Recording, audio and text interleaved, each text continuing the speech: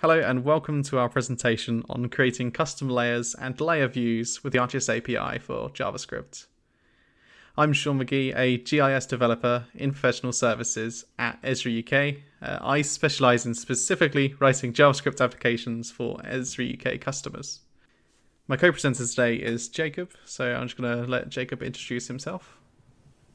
Hi, and I'm Jacob Wasilkowski. I play a nearly identical role to Sean here at Esri in the United States.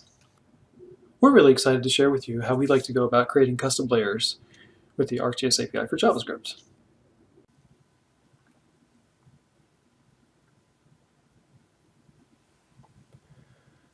So while the ArcGIS API for JavaScript, or the JS API, has a lot of out-of-the-box layers that you can use to make powerful and interesting mapping visualizations, such as a CSV layer, a GeoJSON layer, a simple graphics layer, a feature layer, even an imagery layer that streams raster pixel data and shows it in your 2D map views and 3D scene views.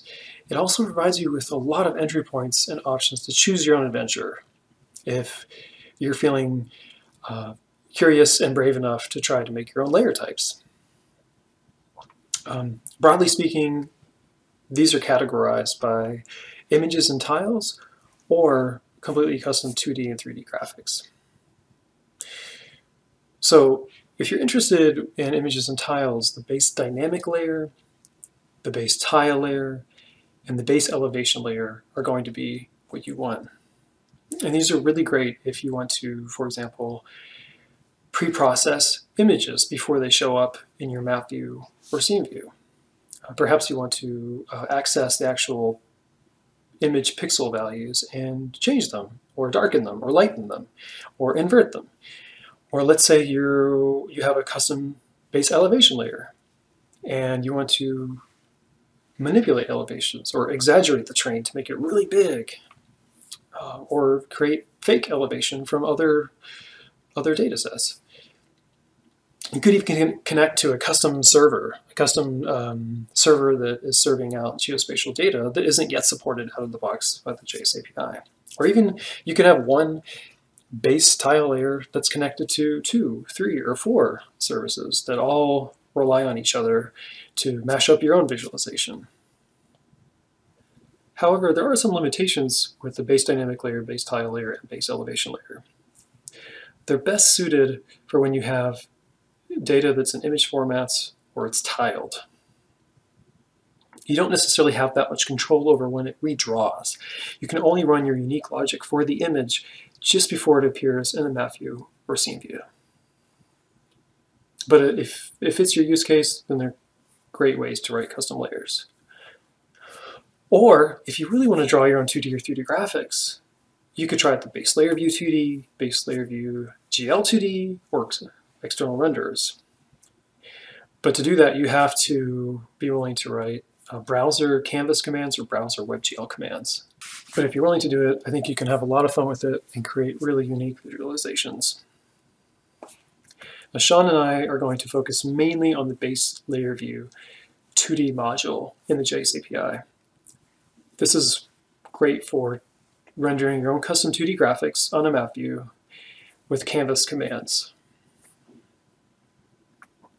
Okay, so let's just jump right into a hello world demonstration and walkthrough. What we'll do here is we'll take a close look at what it takes to make a simple base layer view 2D. So first, actually, I want to review with you a simple graphics layer that'll have a red symbol defined. And we'll put some points on a map. Then in the next step, we'll compare it with a base layer view 2D and how to visually create the exact same thing with a little extra code. And then finally, just for fun, we'll animate it.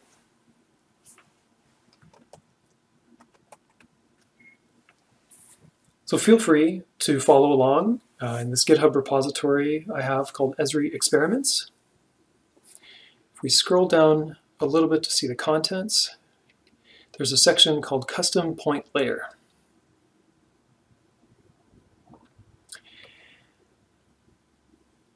And here I have a few samples I'll walk you through.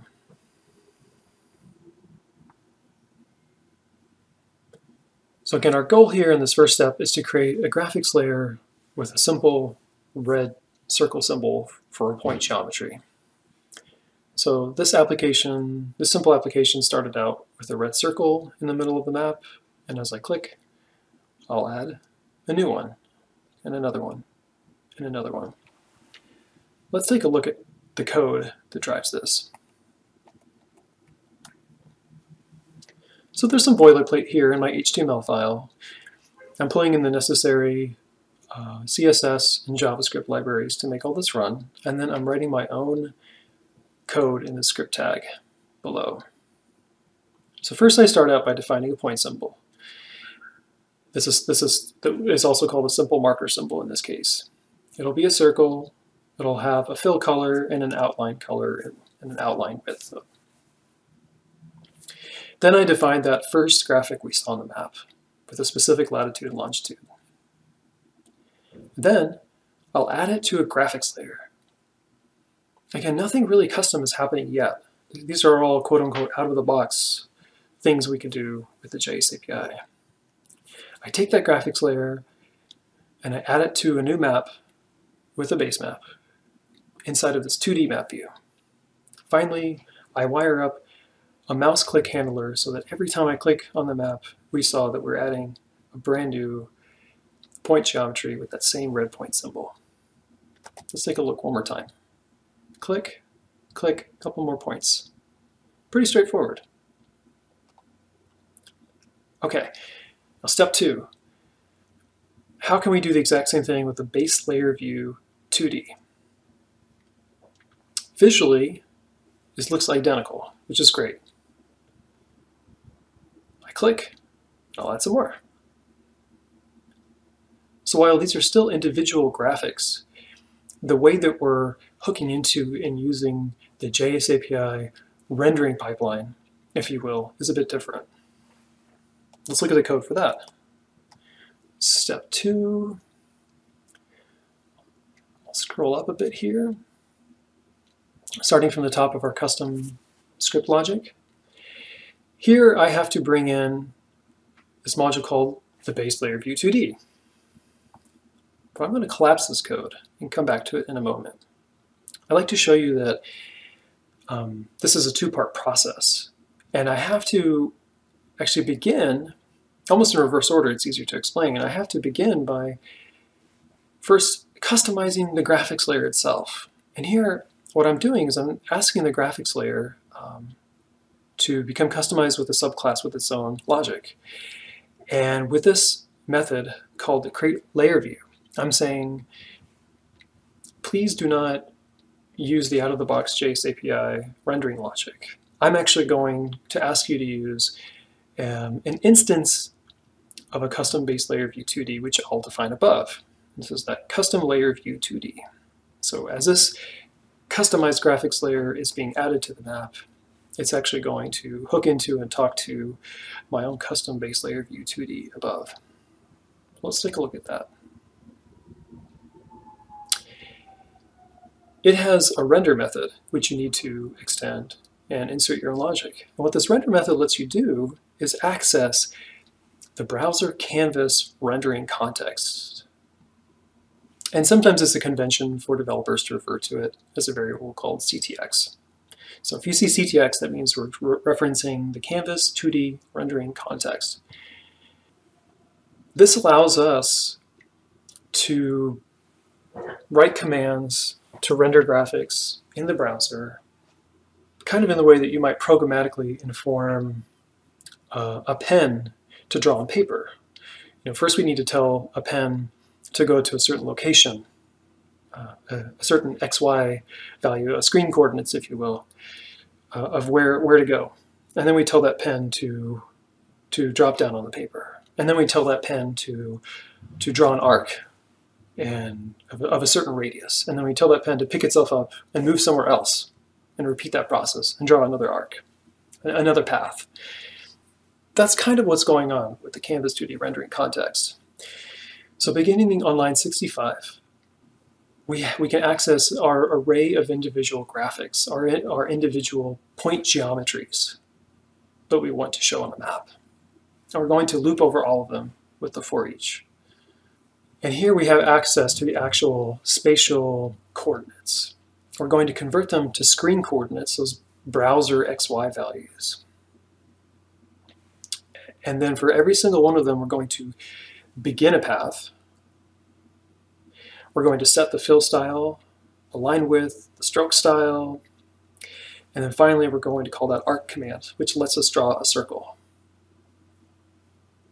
Finally, we tell it to fill itself with a color, to perform the stroke with the color and the line width, and then finally we close the path. And then we rinse and repeat for every single other graphic in the map. So we go from map coordinates to screen coordinates, and we kind of programmatically take a pen and paper and draw what we want to draw. If we scroll back down, the rest of the code should look pretty familiar to what we saw before. We set up an initial graphic just to show you something on the map with that latitude and longitude.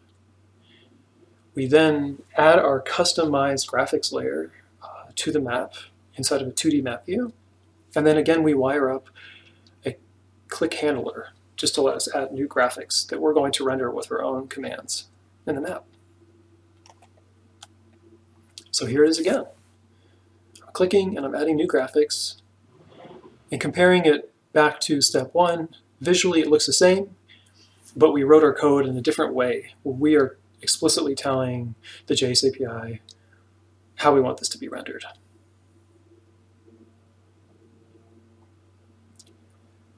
Finally, in step three, let's have a little bit more fun. So here I want to render that red circle again, but I want to continuously animate it. I want it to pulse out, pulse in, pulse out, pulse in endlessly. And if I click, of course I'm adding another graphic, but now all of these across the board are growing in the radius and decreasing in radius, back and forth and back and forth. So let's look at the code for that. In step three, it's not much more. I've added another third-party library called Anime.js, which provides a lot of utilities and helpers to ease values and transition values across time. I'll show you how that works just below. So again, in our custom base layer view 2D, in addition to the render method, I'm using the attach method. And I'm setting up that instance of that anime helper, Anime.js helper. And for example, among several properties, I'm telling it that I want that animation to last for 2 seconds. I'm using the ease in out sign easing function, and I want it to alternate and loop endlessly. For the most part, the render method looks the same. Again, I'm accessing that canvas 2D rendering context so that I can perform drawing commands on the screen to show up on the map. And finally, after we're done looping over each of those graphics and making a circle for each one, we manually transition the radius value with the help of Anime.js. And then we schedule another render with the JS API of the base layer view 2D. So we're adding on that extra call to request render. And that's another method on this module that asks the JS API, please attempt to render this again with my new radius value as soon as you can, endlessly, over and over and over. And down below, the rest is nearly identical. Again, we have an initial point on the map, that instance of a customized graphics layer, how much the radius should begin with, how much the radius should change by, adding it to a map and a 2D map view, and there's that click handler again to add new instances on the map.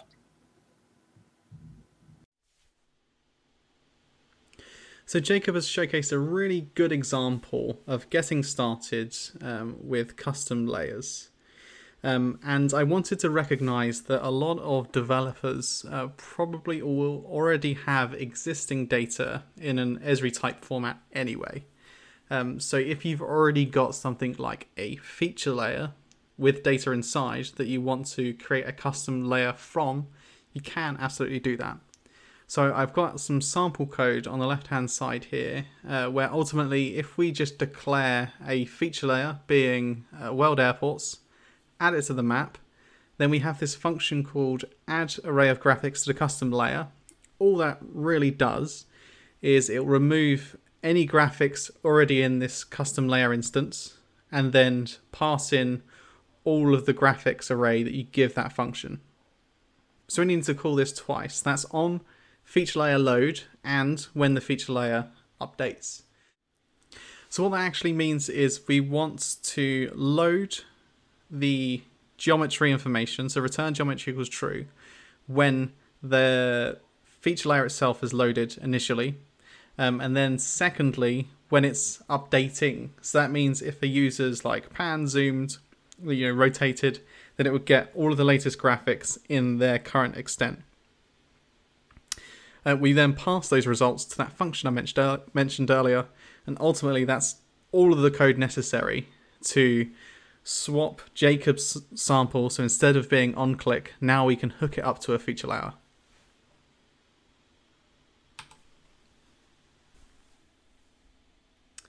So we can actually also access existing attribute data as well. So in the same place where I looped with that array of graphics, before I was just adding the geometry in, but we can also add in attributes. So this means we can ultimately look at the attribute data before we add it to the map. So in our previous sample of airports, what I could have done is change, let's say, the size of the animating point based on the population of the airport, and I guess the speed based on how frequent a plane lands. We could do all of that type of thing by accessing the attribute at that stage. And there's a really interesting demo from Gavin we've got here, which is an emoji map layer. And what we're doing is we're actually using the canvas fonts and text. So we're using an emoji lookup to ultimately power the custom layer. So we're finding and replacing a string to look up to see if there is emoji for that certain attribute, and then passing it and adding it as a fill text. So basically, it's using a custom font as a custom layer to be able to create this cool emoji looking map.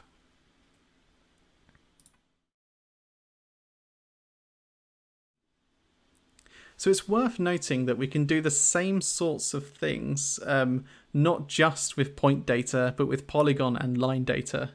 And with different geometry types, we get access to different benefits. So an example I've got here is a River Thames sample that I've created, where we've got a map of the River Thames. And if we zoom in, we can see that we've got a soft gradient going from a light blue to a darker blue from left to right. And also we've got this nice drop shadow on the actual River Thames itself. So because it's a polygon and we're able to access the actual fill symbol, we can create this gradient type, which is not something we can natively do with the ArcGIS API for JavaScript. But if we use Canvas and custom layers in this way, we can absolutely add this gradient type look, which is a really interesting style for cartography and to make ultimately make a quite simple map look relatively cool. And just to show you what that looks like via code, I'm just going to open Visual Studio Code.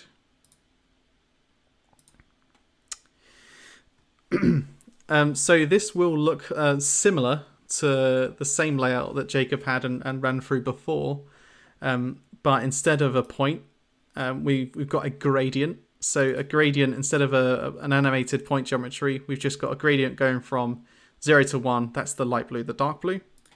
We're going from top left to bottom right, ultimately, with this.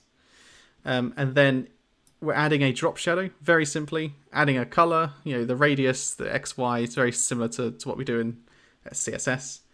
And then instead of adding a point, we're ultimately just looping through and adding the many rings. So we got a big end path. We're looping through each of the vertices of the polygon, closing it, then filling it. So this demo works with a feature layer sample as well. So if you've got a feature layer with a polygon, then this will update based on what feature layer is passed in, which is pretty cool.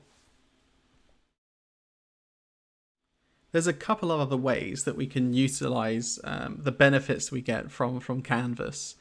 We've already seen accessing things like the geometry, the attribute data, doing cool symbols like the emoji. But there's a couple of other features that I'm going to go through now, which you can only specifically do with Canvas at the moment. And a couple of things which really showcase the benefit of creating a custom layer. And this first one is to do with blending. So for those that keep up to date with the ArcGIS API for JavaScript, there's a recent release where you could blend the actual layer with the map, which is a really interesting, a cool release from a cartography perspective. A benefit of using and creating a canvas layer or a custom layer is that we can do things like blending individual symbols. So on the left-hand side here, we've got two points represented as just like squares, one yellow, one red. Because red was added last, it goes on top and overlaps the yellow symbol. And what we're trying to achieve is if we've got two symbols and they overlap, that we create a blend type effect. So we can do that with Canvas. And I've created this demonstration application here. And I'm just going to exaggerate this a little bit. So I've got no composite options set. And notice because I added this red last, it goes on top. So I'm just going to scale this down. Blue represents cool temperatures, red hot, and then yellow warm. And what I want to achieve is in between these layers, instead of just being a solid color, I want it to blend. So one thing we can do here is if we swap this to an overlay, what we already achieve is a nice soft transition between the colors. If I was to zoom in here, a nice soft transition between the colors from yellow to red to yellow. So what we could do with this, so if I was to decrease the transparency, increase the size, we're creating a very soft, it's almost like a full raster data set from an actual point data set. So if we was to navigate around, you could see how these colors softly merge in between each other. So I'm going to exaggerate it a little bit more, take the transparency down. This is quite an interesting effect to ultimately, in this case, showcase temperature. But if there's ever a time where you wanted to have, let's say, you wanted to have a heat map, but instead of it being on point density, you wanted to give it an attribute, a bit of attribute data. So in this case, we're using just temperature. Then you can use Canvas to be able to achieve that type of effect. So I've created a full application here for users to come in and test the different global composite operations and see how they react. I've listed all of them that are supported in Canvas here to have a play around with. I won't go through each one in this demo, but just note that this demo is available for you to play with afterwards. So we're just going to take a little look at the code for this. So inside the code itself, we have a couple of things that are different from this demo to the previous demos. And the first is that we've got an attach function to the base layer 2D. What we can do with this is then when we call this specific function, we can get it to ultimately just to re-render and to start to pass something again. So I've got 3 event listeners. Basically, each of these look at the drop down I had at the top right and then the slider, and then we can request it to start rendering again. Because if I didn't have this here, then there wouldn't be a way for me to change the actual overlay methods or transparency without a user having to pan or zoom. And then ultimately what we've got inside the render is when we call it, we're just looking and passing directly at the DOM element to be able to achieve this. Now we've got a couple of other things going on in this code snippet, which I'll summarize very quickly with. We have in this application, when we zoom in and out, notice how the points are static and the same size. So this is done with some of the code that's there to ultimately look at the difference between 2 points, and then if we move around, we get that same difference and apply it to the size. So it's a bit of code that I use in several of my applications if I ever want to make something stay still as I zoom in and out. So it's fixing it to the world. So that's why it creates this quite cool effect when we move around. It feels very solid, versus if we was to create dynamic scales, we zoom in and out, the points will stay the same. So that's why I've added that little bit of code there. But I also have another sample of using these composite and blending options with this demo I've got here. So it's just of a simple cursor movement, but notice how it lights up the streets as it moves around. So we've got two composite options going on here. So we've got a symbol one and a layer composite option. So we're only showing graphics underneath if there is light.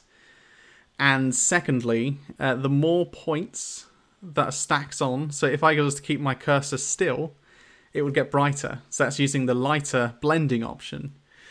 So a real world example of where we potentially could use some technology like this would be if we was creating a nice visualization of lampposts and where the light would spread. All we would need is a point feature service, the average distance the light would spread, and we can create quite an interactive application going from day to night using technology like this.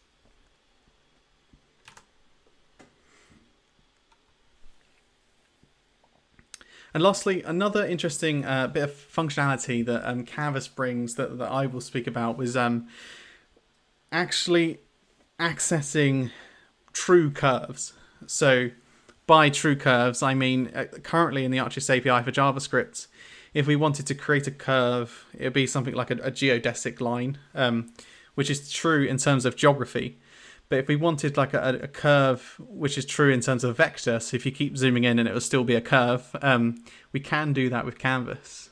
So an example use case of that is using a Bezier curve. And to use a curve like this, we would need a starting point, an end point, and then some points in between to decide where the curve should go. But we can absolutely access that attribute information inside the canvas when we add it to a map to create these curves. This could theoretically be of a building if you just wanted to visualize a certain slope, for example. But a really good showcase of this functionality was created by Sarah and Jacob. So they both created this application which shows curves going from one to many or a single to or one-to-one relationship. So based on mouse over movements. And they've created these curves in a very much a visual aspect. So they're not like geodesic curves, but they're just, it's quite clear to see the relationship between the points as you navigate and move your cursor around, which is a really cool, interesting showcase of using those curve types. So I just thought I would summarize that, you really get a lot of customization. And as a developer, using custom layers gives you absolutely full control of what you want to actually create inside your application. So we see a bunch of different styling methods going above and beyond in terms of, if you really wanted to drop shadow, add gradients, if you wanted to have curves, if you want to animate stuff with other libraries. And as Jacob mentioned at the very start, you can do this in 2D, 3D. We can hook into the tile layer attributes and create some cool tile layers. Really the possibilities are endless when you create custom layers. I'm going to hand back to Jacob now, and he's going to explain where you can go to get started with custom layers. Be sure to also check out the official JS API documentation pages, where there's more samples of cool things you can build with custom layers. Here's an example of a custom base tile layer. If we scroll down a little bit, we'll find a really nice write-up of how you can get started making your own custom base tile layer, in addition to other kinds, such as a base dynamic layer or a base elevation layer. And there's other samples in this category that show how to write your own custom WebGL code in 2D and 3D. We'll host these slides online to make them available to you so you can have access to the links that you saw in here. And there's also a few presentations on these topics from previous Dev Summits. Thanks so much for watching and letting us share with you how we build custom layers. If you build something yourself, let us know how it goes. We'd love to see it.